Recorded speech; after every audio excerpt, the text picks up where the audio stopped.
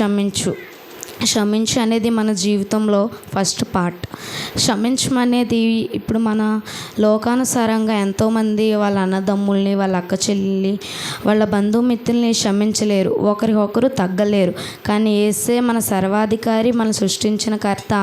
ఆయన తగ్గించుకొని మన పాపాల నిమిత్తము అతను తగ్గించుకొని అతన్ని బాధించిన వారిని క్షమాపణ అడిగారు. ఆ సిలువలో అతన్ని శిష్యులు సిలువ వేసినప్పుడు క్షమాపణల గురించి నేను ఫస్ట్ కొండ మీద శిష్యులు యేసయ్య ప్రార్థన చేయుచుండగా యేసయ్య కొండ మీదకి వెళ్ళి కన్నీటితో ప్రార్థన చేస్తే శిష్యులు పడుకొని ఉన్నారు. యేసయ్య ప్రార్థన చేసుకుని వచ్చి, లేకండి, మీరు బద్ధకస్తుల వల్ల నిద్రపోకండి, ముందున్న తెగులను కనిపెట్టి ప్రార్థన చేయండి అనగా ఈ లోపల శిష్యులు వచ్చారు. ఇస్కరియోతు యోధ యేసయ్యను అమ్మేశారు కదా డబ్బుల కోసము. శిష్యులు వచ్చి తీసుకువెళ్ళినప్పుడు ఒక శిష్యుడు యేసయ్య మీద ఉమ్ము వేసినప్పుడు పేతురు గారు వెళ్ళి చెవి నరికేసినప్పుడు చెవి తెగిపోయింది కదా. చెవి తెగిపోయినప్పుడు దేవుడు అయినా వాళ్ళని నిందించిన వారిని కూడా క్షమించి చెవిని బాగు చేసి ఉన్నారు కదా. అయితే సైనికులు తీసుకువెళ్ళి చెరసాలలో వేసి, నువ్వు రాజువా అని అడిగినప్పుడు ఆయన రాజు కాకపోతే మన కోసము ప్రాణం పెట్టి మనల్ని సృష్టించి సర్వ జీవరాశులు మనకై పెట్టి ఉన్నప్పుడు అతను రాజు కాదా? నువ్వు రాజు అంటే ఎవరు? నేను రాజునని ఖండించినప్పుడు అతని మీద ఉమ్మ వేశారు, అయినప్పటికీ క్షమించారు.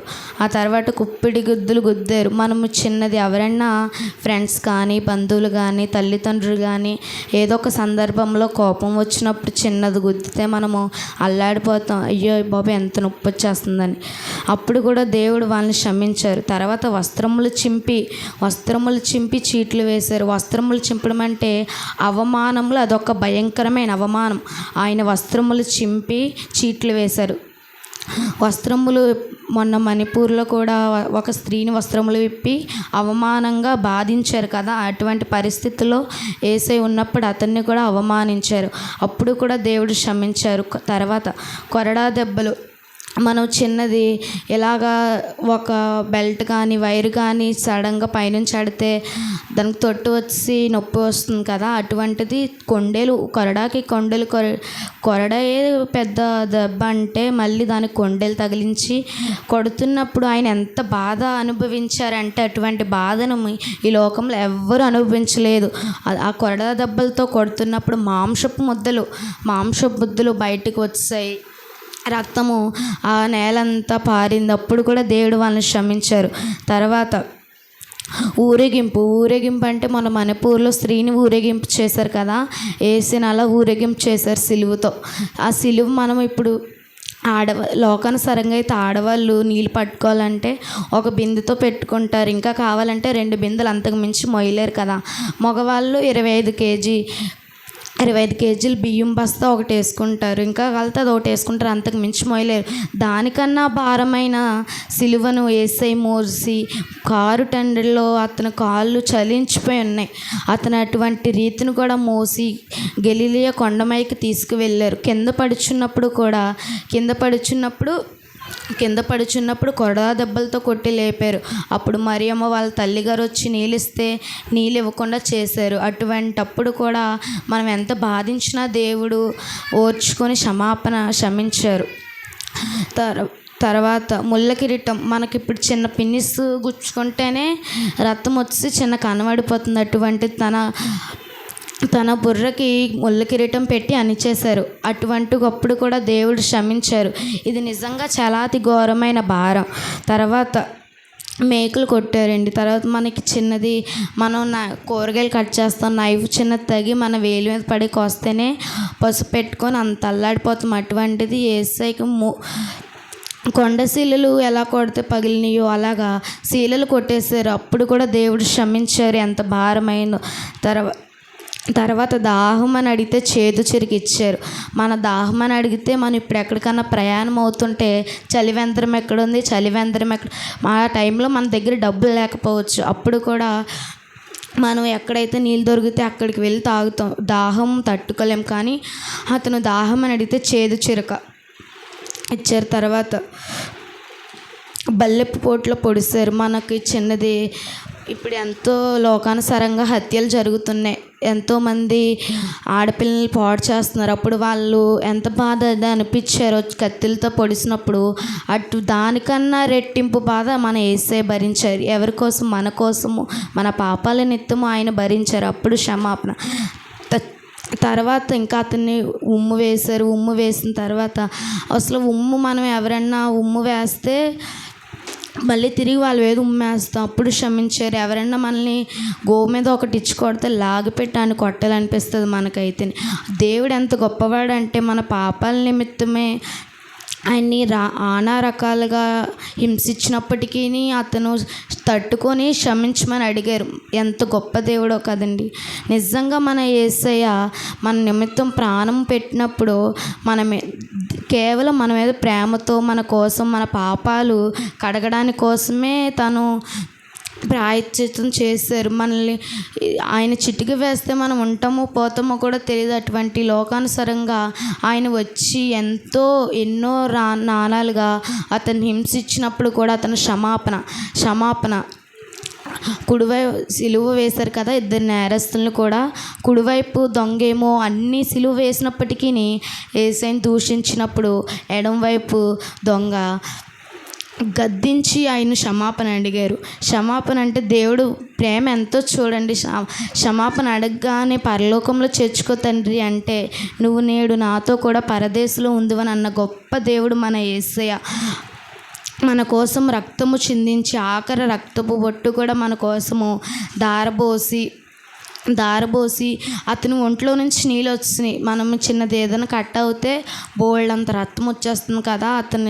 అతని ఒళ్ళంతా రక్తము పోయినప్పటికీ అతను బల్లెపోట్లో పొడిచినప్పుడు ఉన్నారా చనిపోయారా అనేప్పుడు అతని ఒంట్లో నుంచి సైనికుడు వచ్చినప్పుడు నీళ్ళు వచ్చినాయి. అటువంటి గొప్ప దేవుడండి మన యేసయ్య. మన కొరకు క్షమాపణ గుణము కలిగి మరణించారు. ఇప్పుడు యేసయ్య మనకి అదే చెప్తున్నారు. నేను మీకోసం ప్రాయశ్చిత్తం పెట్టాను. నేను ఎంత వాళ్ళు హింసించినా నేను ఎలా అంటే అలా కాదు. నేను వాళ్ళని క్షమించి మీ కొరకు ప్రాణం పెట్టాను. మీరు లోకానుసారంగా మీరు క్షమించాలి. ఇప్పుడు చాలామంది మనల్ని బాధిస్తూ ఉంటారు. క్రైస్తవులు వాళ్ళు రోడ్డు మీద వెళ్తుంటే నవ్వుతుంటారు, ఏడిపిస్తుంటారు, వెగతాళి చేస్తుంటారు. స్కూల్స్లో ర్యాగింగ్ ఎక్కువ అవ్వడం మనం బాధపడుతుంటాం. కానీ మనం ఒక రోజును మనము క్షమించకుండా ఏదో ఒక రీతిగా వ్యతిరేకం పనులు చేస్తూ ఉంటాం. కానీ అటువంటి చేయకూడదు. మీరు క్షమించి ఉన్నప్పుడు వారి మనసులను మార్చి మీకు క్షమాపణా గుణము దయచేస్తానన్న గొప్ప వ్యక్తి. చిన్న చరణం పాడుకుందాం. దేవునికి స్తోత్రం. హల్లెలూయా. ముళ్ళ కిరీటం నా నుండే ప్రాణం తీసింది, నా నుండే ముళ్ళ కిరీటం నా నుండే మోకాలు వంచింది, నా నుండే నేను పాపిని, నేను దోషిని, నేను పాపిని, నేను దోషిని. ఒక్కసారి నన్ను నీవు మన్నించు, ఈ ఒక్కసారి నీ కృప నాపై చూపించు. ఒక్కసారి నన్ను నీవు మన్నించు, ఈ ఒక్కసారి నీ కృప నాపై చూపించు. తండ్రి అని పిలుచుటకు యోగ్యత లేని వాణ్ణి, నా తండ్రి అని పిలుచుటకు యోగ్యత లేని వాణ్ణి. ఒక్కసారి నన్ను నీవు మన్నించు, ఈ ఒక్కసారి నీ కృప నాపై చూపించు. కొరడా దెబ్బలు నా నుండే, శరీర గాయాలు నా నుండే, కొరడా దెబ్బలు నా నుండే, శరీర గాయాలు నా నుండే. తండ్రి అని పిలుచుటకు యోగ్యత లేని వాణ్ణి, నా తండ్రి అని పిలుచుటకు యోగ్యత లేని వాణ్ణి. ఒక్కసారి నన్ను నీవు మన్నించు, ఈ ఒక్కసారి నీ కృప నాపై చూపించు. గల మనసు అండి. మనల్ని క్షమించారు. మనం ఈ లోకానుసారంగా ఎన్నో పాపాలు చేసి ఉంటాం దేవుళ్ళలోకి రాకముందు. అప్పుడు కూడా దేవుడు క్షమించి మనకి ఇటువంటి జీవన విధానాన్ని ఇచ్చిన దేవుడికి స్తుతులు, దేవుడికి వందనాలు. యేసే క్షమాపణ, తండ్రి వీరేమి చేస్తున్నారు వీరు ఎరుగురుగాక వాళ్ళని క్షమించమన్నారు. యేసంత వారే అతను క్షమాపణ అడిగినప్పుడు మనం ఎంతటి వారము.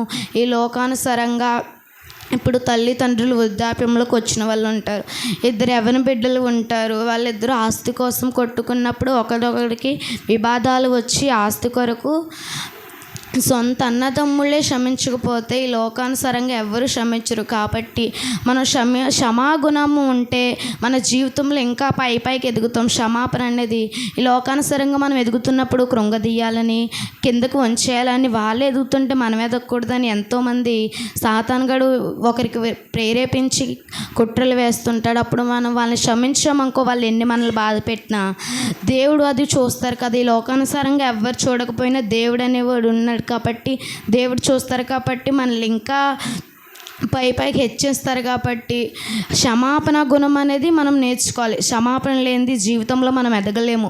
యేసే అంతటి వారే క్షమాపణ అడిగినప్పుడు మనకి యేసే అదే చెప్తున్నారు, నా ప్రియమైన బిడ్డలారా మీరు క్షమాపణ గుణము కలిగి ఉండండి, నేను మీ ఆసక్తిని క్షమాపణ నేను చూసి మిమ్మల్ని ఇంకా హెచ్చింపజేస్తానన్నారు. ఆయన రాకడ సమీపం త్వరలో ఉంది. మనం క్షమాపణ గుణం ఉంటే మన ఆత్మఫలంలో క్షమాపణ కూడా ఒకటి. క్షమాపణ ఉంటే మన జీవితంలో ఇంకా పైకి ఎదుగుతాం, ఆత్మీయంగా ఎదుగుతాం.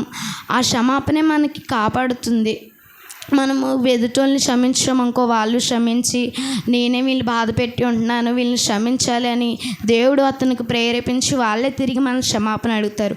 క్షమాపణ గుణం అనేది ఎంత ఇంపార్టెంట్ అంటే మన జీవితంలో, నా జీవితంలో నేనైతే ఫస్ట్లో చాలా గొడ్డోళ్ళ ఉండేవాడిని. ఎవరిని క్షమించేవాడిని కాదు. నా చెల్లెలు ఏమైనా నా వస్తువులు ముడితే క్షమించేవాడిని కాదు. నా తల్లి తండ్రి ఏ పని చెప్పినా చేసేవాడిని కాదు. దేవుడు నా జీవితంలోకి వచ్చాక క్షమాపణ అనే గుణం మా మమ్మీ ఒకసారి చూపించారు. క్షమాపణ కలిగి ఉండి దైవం అని చెప్పారు. నేను బాప్తిసం తీసుకున్నా కూడా నేను క్షమాపణ ఉండేది కాదు. నా తండ్రి పట్ల, నా తల్లి పట్ల, నా ఇద్దరు చెల్లెల పట్ల. దేవుడు నా జీవితంలోకి రాగానే క్షమాపణ గుణం అనేది ఫుల్గా నా జీవితంలోకి వచ్చింది. క్షమాపణ ఎంత అంటే నేను అంత మిరాకిల్స్ చూసాను క్షమాపణ వల్ల. మొన్న ఆన్లైన్ కూడా నేను క్షమాపణ వల్లే వచ్చింది అనుకుంటున్నాను. నా స్కూల్లో ఎంతోమంది నన్ను ర్యాగింగ్ చేసి ఏడిపించినప్పటికీ నేను వాళ్ళని క్షమించడం బట్టే నాకు ఆన్లైన్ అయిందని నేను ఎప్పటికీ నమ్ముతాను. క్షమాపణ అనేది మన జీవితంలో మిరాకిల్స్కి సూచన. పరిశుద్ధాత్మ దేవుడు మన హృదయంలో, మన జీవితంలో ఉన్నారు అన్నప్పుడు క్షమాపణ అనేది మెయిన్ పాయింట్. క్షమాపణ మనం ఎప్పుడైతే క్షమించి ఉన్నామో ఎదుటి వాళ్ళని, పరిశుద్ధాత్మ దేవుడు మన జీవితంలోకి ఉన్నట్టు కారణం సూచనలు. రాకడ సమయం వస్తుంది కాబట్టి అందరము ఎత్తబడాలి. లోకానుసారముగా మనం క్రైస్తవులం కాబట్టి ఎంతోమందిని మార్చి క్షమాపణ గుణము వాళ్ళకి నేర్పించి, మనల్ని ఎంతమంది బాధించినా, మనల్ని ఎంతమంది హింసించినా, మనల్ని ఎంతమంది ఘోరంగా ఎగతాళి చేసినప్పటికీ మనం క్షమించామనుకో వాళ్ళు క్షమాపణ కలిగి ఉంటారని చిన్న అవకాశం దేవుడికి దీవించిన గాక. చిన్న వాక్యం. ఈ అవకాశం ఇచ్చిన అమ్మగారికి, అయ్యగారికి వందనాలు. Praise god. క్లాప్స్ కొరాలా.